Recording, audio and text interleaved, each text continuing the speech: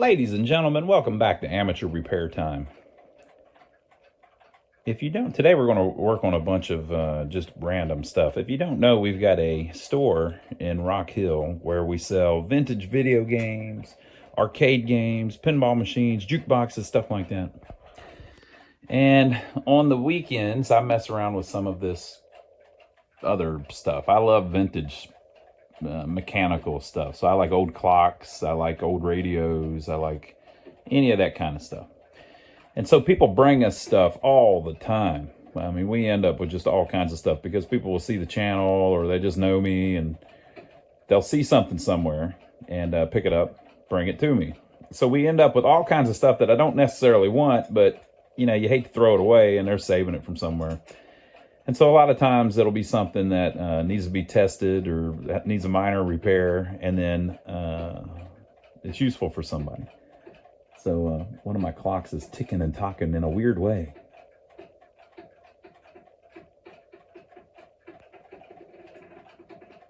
What in the world is that? I hope it's not about to explode. It's over there. I don't think I can get damaged over here. I've been working on a lot of clocks lately. So one of the things that somebody brought me was, the first thing we're going to look at is this realistic portable amplified speaker system. So we're going to test this sucker out and see if it works.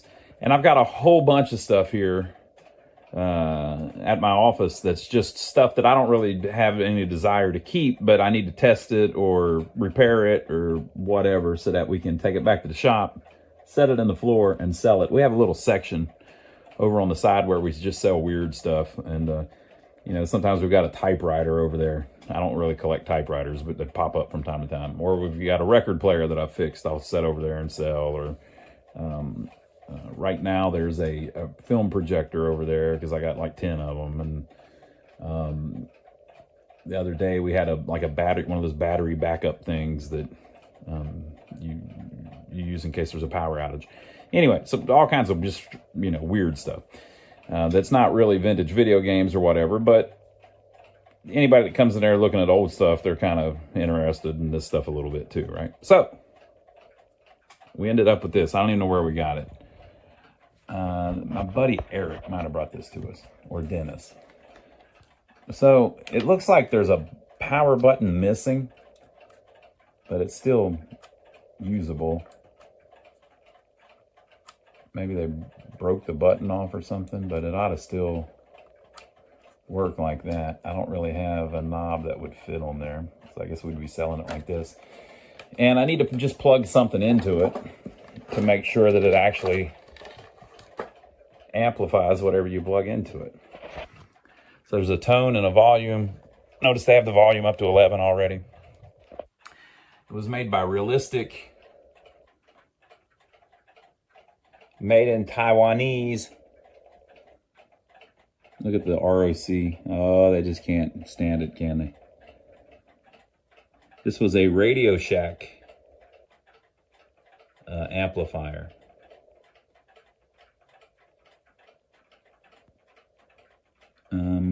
Okay. Interesting. All right, so we're going to plug something into the line in. It's got a microphone thing. I could plug a guitar into it or something. I guess a microphone, but you wouldn't be able to tell if it's working. I would like to plug a guitar into it. Ground. Line in and ground. Okay, cool. All right, yeah, I'm gonna try to plug a guitar into it. Let me plug it up first though and just see if the power comes on. All right, turned it on. Plugged it in, turned it on. This power switch does work. We're getting a lot of crackling out of the speaker when you mess with the volume. And it sounds amplified to me. This could be fixed by spraying some cleaner, some potentiometer cleaner down in it. But I'm not really super invested in this thing. If it reliably works, but scratchy when you turn the volume, we'll just roll with it. And tone. All right, let me plug a guitar into it, see if it'll amplify. So we've got it on 4 and the tone on mid. Look, my K rip-off Epiphone ripoff or whatever it is. It's amplifying. So let's see if we get different tone.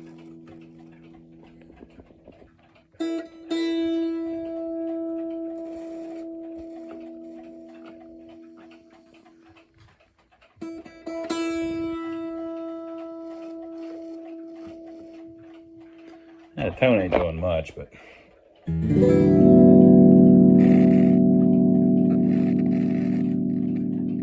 I think it is changing though. All right, and then let's see if we can get more volume.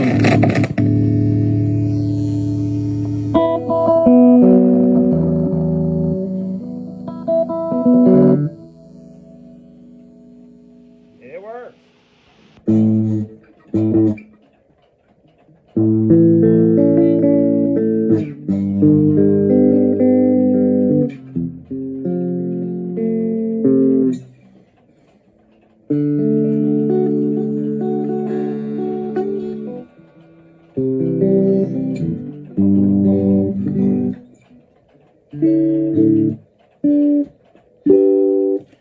All right, yeah, so the amp works fine. I just can't play that great. All right, so I think that one's fixed. I can take that to the shop and sell it and get it out of here. It works great. All right, so the little amp worked fine. Next up, I've got this Sony VCR. Now, I come from a time period when Sony meant quality. But that was a long time ago. In the 80s, Sony meant quality. Maybe early 90s, but after that, it kind of, you know, they lost their way there a little bit. So I've got probably 5 VCRs, and I don't need 5 VCRs.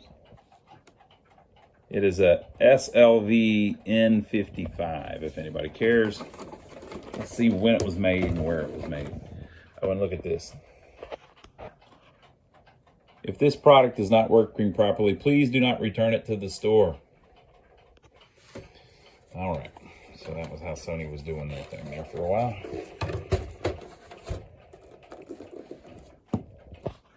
Let's see what we can learn about it. Made in China. That's really all I need to know about it. SLV N55. Pretty simple one. It still had RF input and output, and then input and output on the AV, but it didn't have component. So I don't know. I would guess late 90s, something like that. Maybe mid 90s. But like I said, I've got about 5 VCRs, and I've got some combo ones that do DVD and VCR, and you know, that works fine for me. I don't have a particular affinity for any of this type of, what do they call it? The black plastic, and they call it crap or whatever they call it. I don't remember, but the TVs that are just the plain black plastic CRTs that were a little later, nobody's really all that interested in. These VCRs must be from that same era. So I'm talking all kinds of crap about it, but I guess we'll go play a tape minute and see if it still works. If it still works, I'll take it to my store and sell it. Now you might think, how are you going to sell a VCR? Well, the people that come in our store are already primed for nostalgia.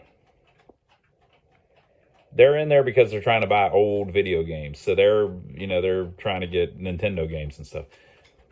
A lot of what we get, believe it or not, are younger people that are probably 25 or younger that are looking to buy like PlayStation 2 or even Xbox 360 games, which aren't really all that old, and you wouldn't think of that as nostalgia, but it's from the late 90s, early 2000 era, you know, and to them, that's nostalgia. That's what they're kind of into.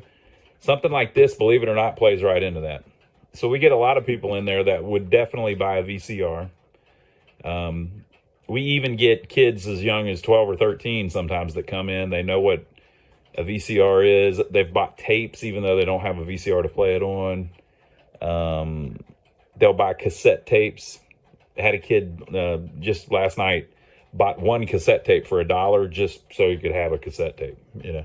So there is this nostalgia going on this, some of this kind of stuff. And the people that are just wanting to play VHS tapes or whatever, this will be just fine for them. You know, it doesn't have to be a high-end one. So let's go plug it up and see if it works. And then what would I put on something like this? Probably, I'll talk with Joe about it, see what he thinks, but probably 25, 30 bucks. And it'll sell, no problem, if it works. So I'm going to go plug it in and pop a tape in and see if it eats the tape. I'll put in something that I don't care too much about, and we'll see if we can get it to play anything. Well, good afternoon, ma'am. My name's John Ray Wilkins. All right, so I've got it hooked up to a monitor. About 6 weeks ago, and we got video and sound. We tried to call y'all, I think everything's cool. Been down. So I'm gonna take this to work, sell it. I don't need it. I got multiples. All right, so the VCR worked. Now this is next up. Now this is really cool. I really like this, but I've got so many of them. I'm going to go ahead and sell this one. And it was made in Hong Kong, and it says dial made in Taiwan. Yeah. We're starting to get to the, you know, Chinesium stuff. But we got to test it and see if it works. But I think I could sell this at my store. The only thing, I'm going to guess ahead of time that if there's a problem, it's with these buttons on the top. I've seen before where these things stop working. But hopefully the tuner will still work and the clock will still work. So the reason I'm going to sell it, like I said, I've probably got 20 alarm clocks. I would call this an alarm clock, like this. They made a bunch of them, and GE was kind of the king of them. Is this a GE? Oh, wait a minute. This is a JCPenney. I might have to save this one. We'll see if it works. We may end up saving it, though. All right, so let's look at the back. Yeah, I kind of like it that it says JCPenney on it. And look, it's simulated wood grain. This is cool. This is a really cool one. I'm trying not to be a hoarder. AM, FM stereo, electric calendar. AM, FM. Distributed by JCPenney, made in Hong Kong. Yeah, I kind of like it. I don't know, folks. I don't know that I can get rid of this. We'll try plugging it in and see if it works.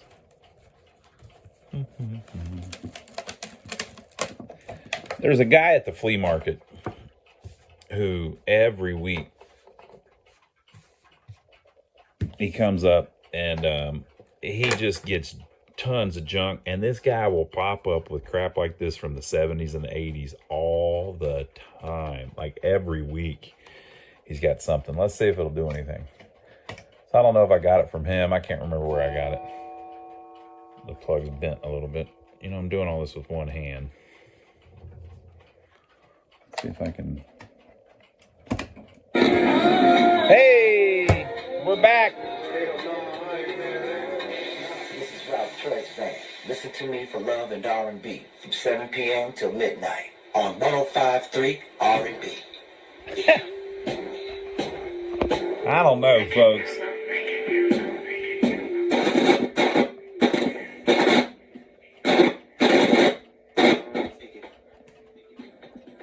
Yeah, I might have to keep this one. Look, it's trying so hard. Let's see if the buttons work. I think you hold it down, don't you? And you hit the button to make it go forward or something. Yep, see, look, these damn buttons ain't gonna work.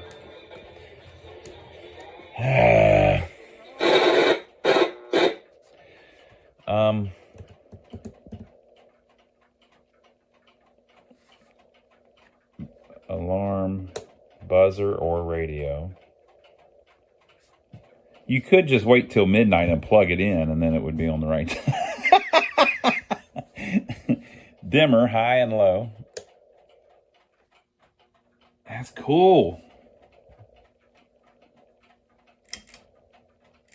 Yeah, that'd be all right at night. The tone wasn't even on bass.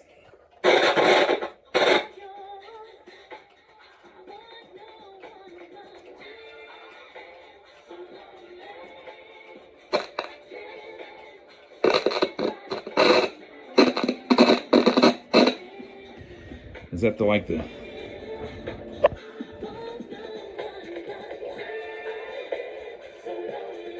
left and right volume?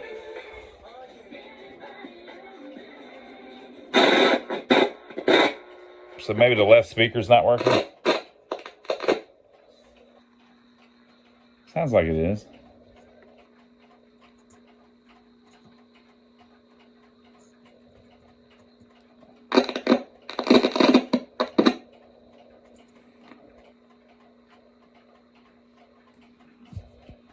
Power on, auto, stereo, mono.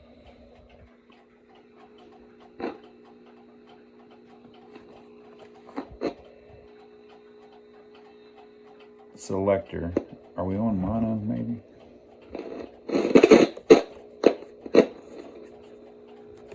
No, we're on FM stereo.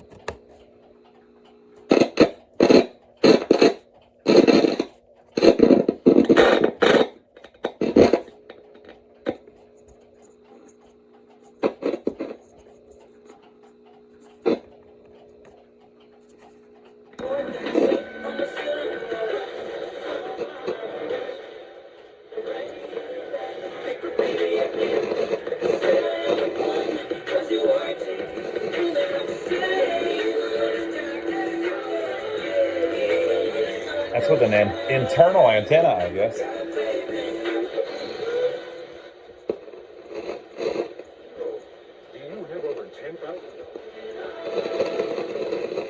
Try AM.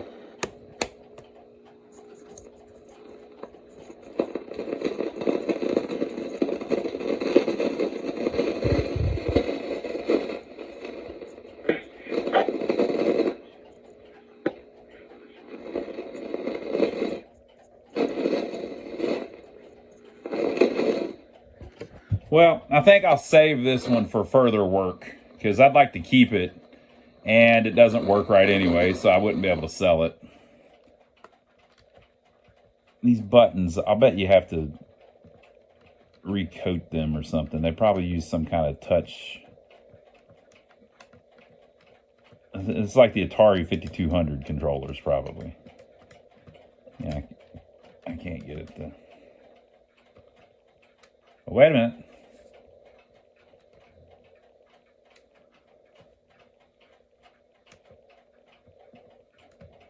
Well, the alarm button is working. And the sleep button is working. And the snooze calendar button is working. I wonder if I'm just not setting it right.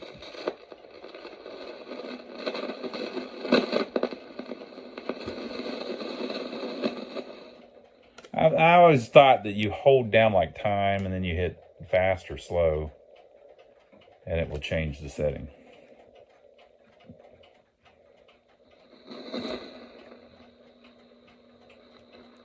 Yeah, the fast and the slow don't seem to be working, but all three of these, maybe time's not working. All right, yeah, I'm gonna put that one up. Let me grab another one that I'm willing to part with. All right, so here's another little GE alarm clock. Like I said, I've got like 20 of these. Date code 2631. Printed in Malaysia.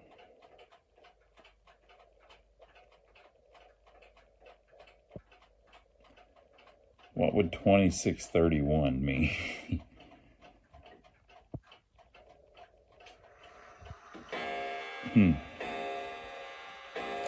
I don't know. Just looking at it, to me, looks like the 80s.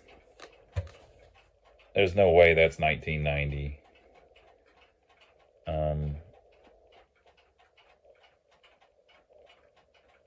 Maybe 1988, something like that. And as you can see, I bought it at a thrift store for $1.98.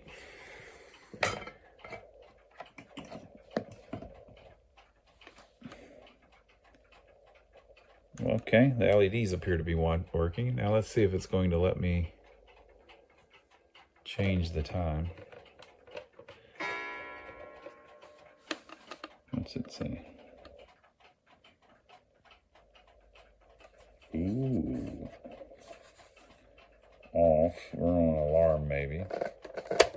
Wake up to music. Wake to alarm. Set the wake. Set the time. There we go. Hour.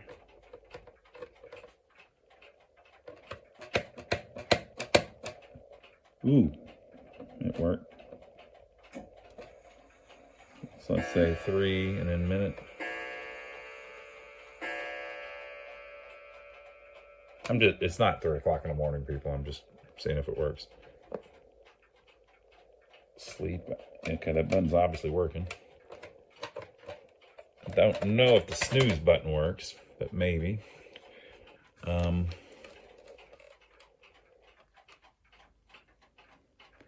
FM, volume, and tuning. Okay.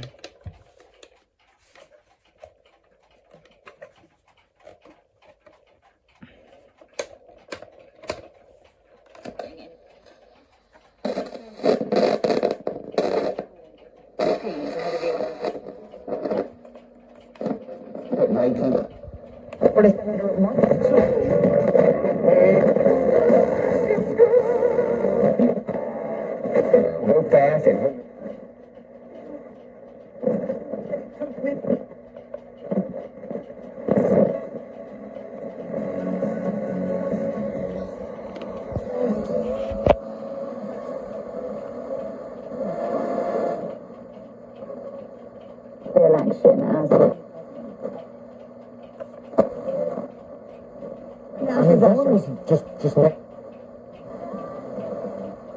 already made our $300. You're putting gas in your car anyway. That's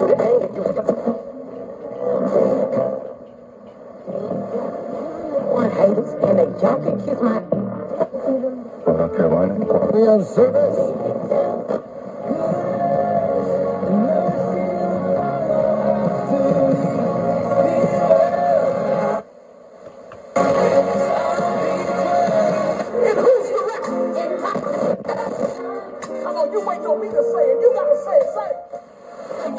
The opposite of a winner. Remember when I used to eat sardines for dinner?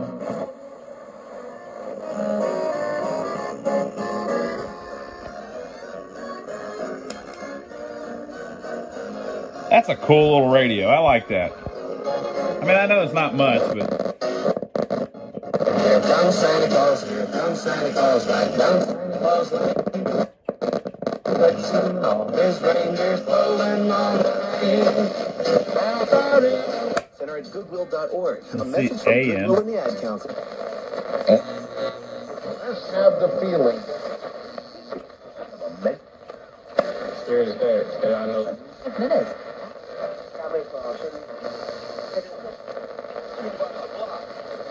You will leave you stranded. But how?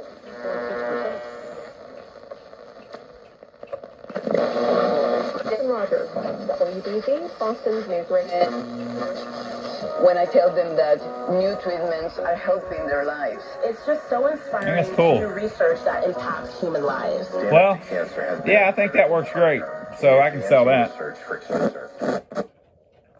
I almost hate to sell it, but you know, I can't keep all this stuff. I got a ton of this stuff, so, and I'd rather work on the older stuff, so I will make a little profit. Maybe I'll put it at the store. To be honest, in my shop, I'd probably put 10 or 15 bucks on it. It might sit there a while, but someone will eventually pay $10 or $15 for it because it's vintage. It's cool. I like it. I like it enough that I won't sell it for less than $10. All right. So let me see what else I can find. Okay, we are on AM, and we're at 1300, and they are playing Beatles songs on AM radio.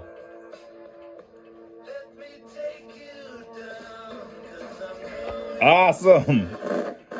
Somebody figured out the assignment. We want cool songs on AM radio. If you do that, people will listen all over the place, I think. I know I will. Yeah, so cool. All right, so I'll clean this up a little bit and sell it at the shop. Let's see if I can find something else. All right, so last but not least, this old little Bulova quartz carriage clock. It says West Germany on it. This thing just screams service merchandise, doesn't it? So normally I would like something like this, but it's just a quartz clock. I have no appreciation of those whatsoever. I like that it has the Bulova name on it because I like the old Bulova watches and stuff. And wasn't Bulova one of the old clock companies? If I'm not mistaken, now you can correct me if I'm wrong, but Bulova was like the New Haven Clock Company or something like that, or the Sessions Clock Company. One of these old